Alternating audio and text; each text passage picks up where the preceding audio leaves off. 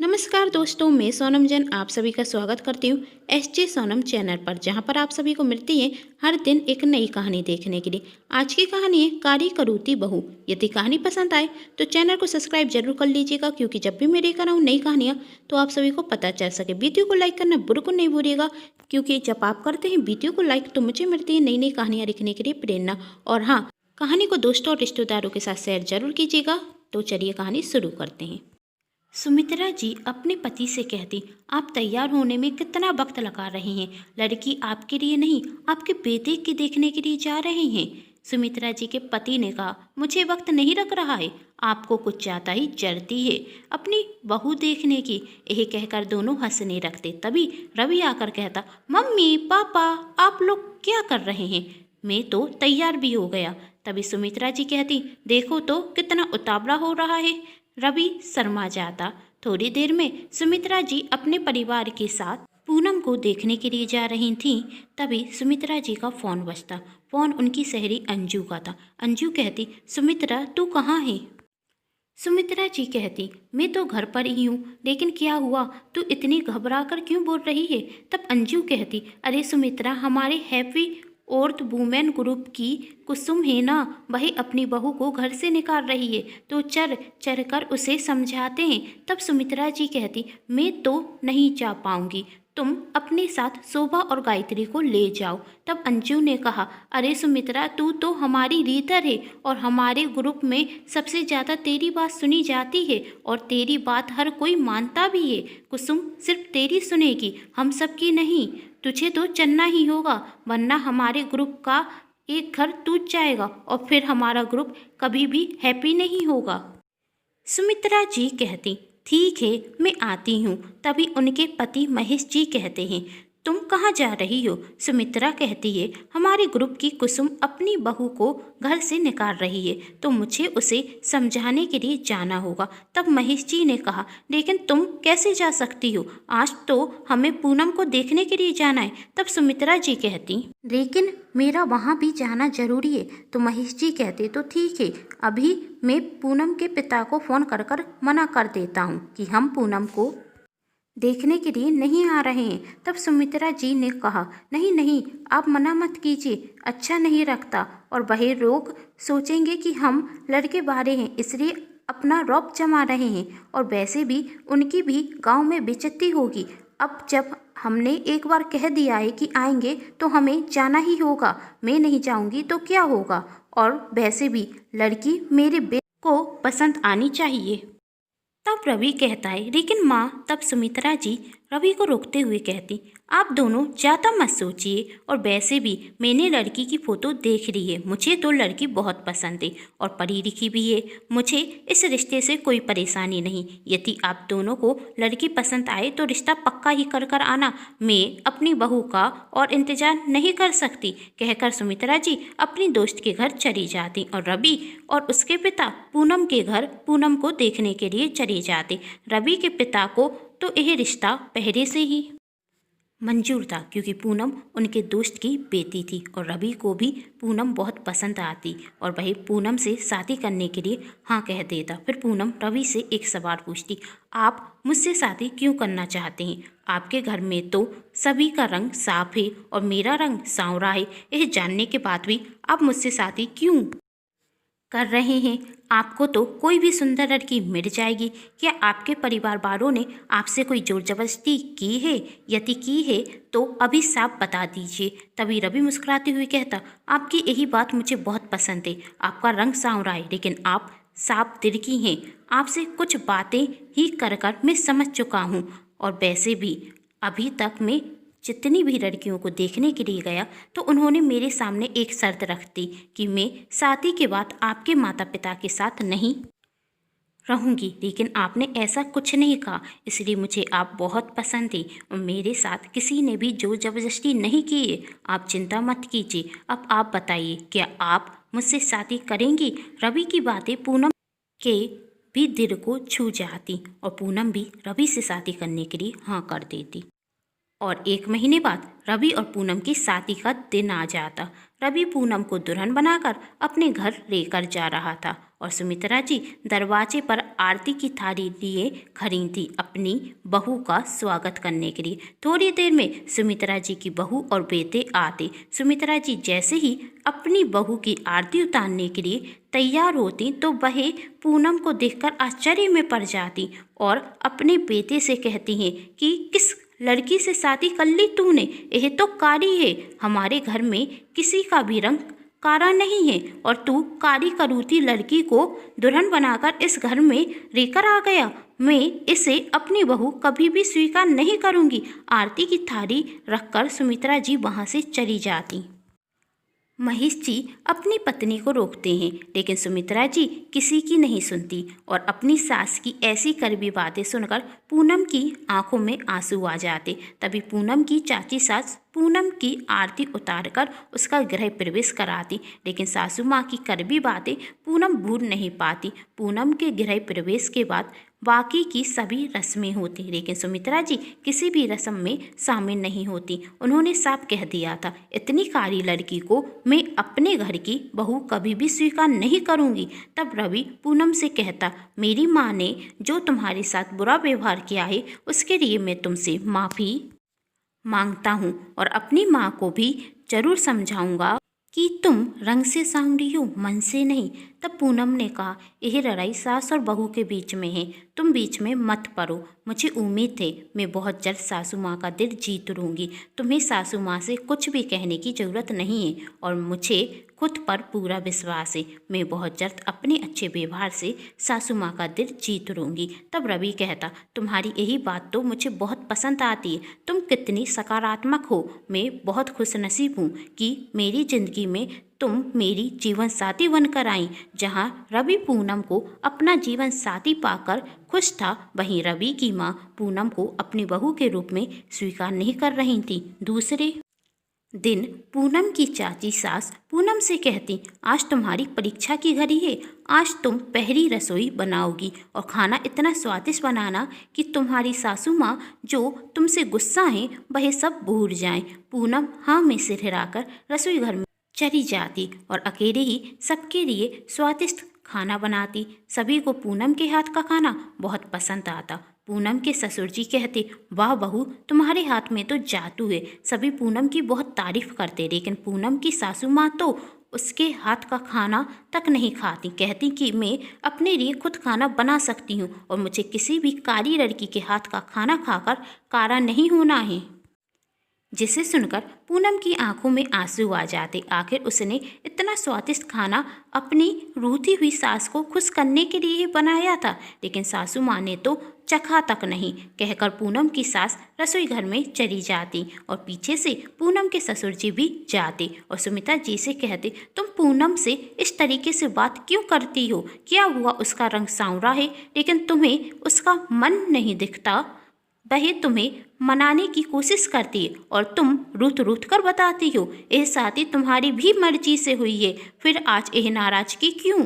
पूनम की सास कहती, यह शादी यदि मेरी मर्जी से होती तो इस कार्यकर्ती को कभी भी मैं अपने घर की बहू बनाकर नहीं लाती। पूनम के ससुर जी कहते, जब हम लड़की देखने के लिए गए थे तो तुम ही ने कहा था मुझे तो लड़की पसंद है, यदि आप दोनों को भी पसंद हो तो रिश्ता पक्का कर ही आना। फिर आज तुम क्यों कह रही हो तुम्हारी मर्जी से शादी नहीं हुई? सुमित्रा जी कहती हैं, क्योंकि जो फोटो मुझे दिखाई गई थी उसमें पूनम का रंग गोरा था, कारा नहीं। यदि मुझे पहले पता होता पूनम कारी है तो मैं यह शादी कभी नहीं होने देती।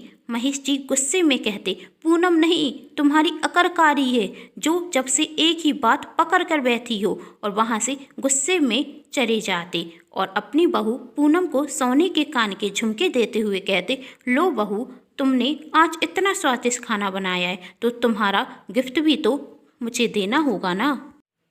तब पूनम कहती, माफ़ कीजिए पापा जी, लेकिन मैं अभी आपसे यह झुमके नहीं दे सकती। मैं आपसे तभी झुमके लूँगी जब सासू माँ और आप दोनों खुशी से मुझे ये झुमके देंगे। महेश जी सोच रहे थे कि मेरी बहू कितनी संस्कारी है और एक मेरी पत्नी है जो इसके गुणों को पहचान ही नहीं पा रही है। पूनम हर दिन कोशिश करती अपनी सासू माँ का दिल जीतने की, लेकिन उसकी सासू माँ तो सिर्फ एक ही बात कहती कि हमारे घर में कोई भी इतना कारा नहीं है, तो इस कारी को मैं कभी भी अपने घर की बहू स्वीकार नहीं करूँगी। इस तरह 1 महीना निकल गया, लेकिन पूनम की सासू माँ बिल्कुल नहीं सुधरी। 1 महीने बाद पूनम की सासू माँ की हैप्पी औरत ग्रुप की सहेलियाँ घर पर आती, जिसमें कुसुम जी अपनी बहू को लेकर भी आती। कुसुम जी की बहू सुमित्रा जी का धन्यवाद करते हुए कहती, आंटी आज आपकी वजह से मेरी सासू माँ मेरी कदर करती, वरना दहेज न लाने की वजह से वह तो मुझसे नाराज थीं। आपने उन्हें इस तरह समझाया कि अब तो वह मुझे अपनी बेटी मानती हैं। आज आपकी वजह से मैं बहुत खुश हूँ। आपका बहुत बहुत शुक्रिया। सुमित्रा जी कहती, इसमें शुक्रिया कैसा, तुम तो मेरी बेटी समान हो, और जो भी सास अपनी बहू को या बहू अपनी सास को परेशान करती है तो मैं उसे एक बार जरूर समझाती हूँ, और मेरी दोस्त कुसुम खुद समझदार है कि वह तुम्हें अपनी बेटी की तरह प्यार करती है। तभी कुसुम कहती, अरे सुमित्रा, तुमने तो अपनी बहू से मिलाया ही नहीं, तेरी बहू कहाँ है? सुमित्रा जी कुछ कहती उसके पहले ही पूनम सभी के लिए चाय और नाश्ता लेकर आती। नाश्ता खाकर सब पूनम की बहुत तारीफ करते और सुमित्रा जी से कहते, वाह सुमित्रा, तेरे तो भाग खुल गए, तेरी बहू तो बहुत स्वादिष्ट खाना बनाती है। लेकिन तभी अंजू कहती, सुमित्रा बुरा मत मानना, तेरी बहू तेरे परिवार से मैच नहीं करती, तेरे घर में तो सबका रंग गोरा है, फिर तूने अपने घर की बहू कारी क्यों चुनी?